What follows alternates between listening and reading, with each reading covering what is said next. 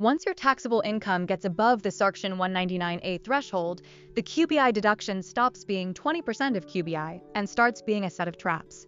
3 big ones. Rentals must be a trade or business.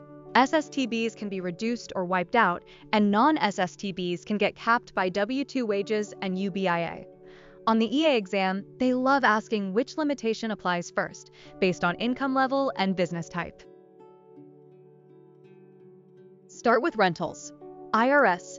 Notice 2019 to 2007 gives an optional 250-hour safe harbor to treat a rental real estate enterprise as a trade or business for Section 199A. You need 250 or more hours of rental services in any 3 of the last 5 years.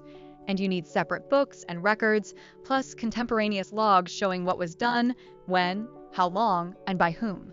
If you use it, you attach a statement to the return. 2 common rental safe harbor deal breakers show up on exams.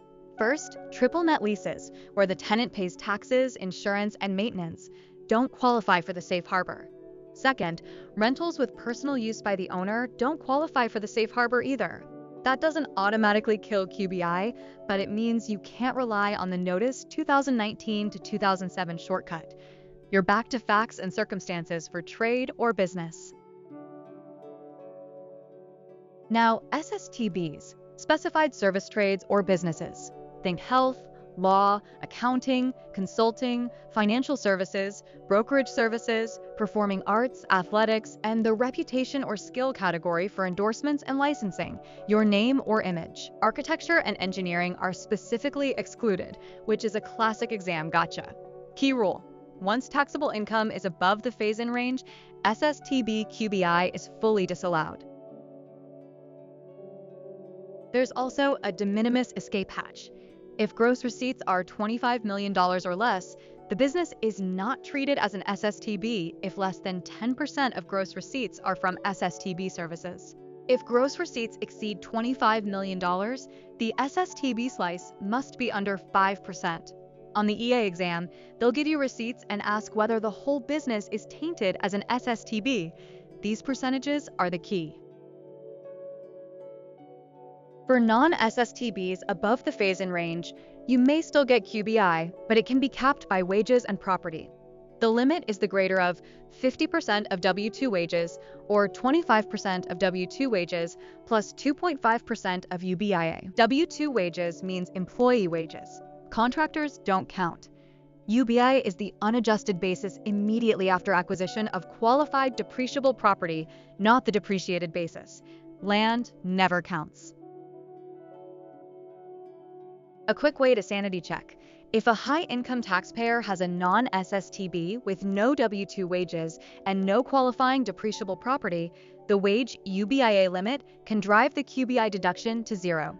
That's why real estate-heavy businesses often lean on UBIA, while service-heavy businesses lean on wages. Exam tip: when they say no employees and only land, your brain should immediately think no wages, no UBIA, no QBI. Darius owns half of a residential rental house, and his cousin, Elena, owns the other half. The house is rented all year to long-term tenants. Last year, Darius paid $968 out of pocket to repair a broken water pipe.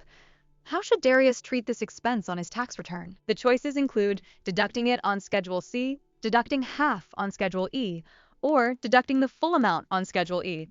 Think about it. The correct answer is that Darius deducts $484 on Schedule E, which is his 50% share, and he's entitled to reimbursement from the co-owner for the other half. Co-owners generally deduct expenses based on ownership percentage. The tempting wrong answer is deducting the full $968 on Schedule E, because he paid it, but tax law follows who owes the expense economically, not just who wrote the check. Ethan bought a home for $250,000 6 years ago, $50,000 land, and $200,000 house. He later added a bathroom for $18,000.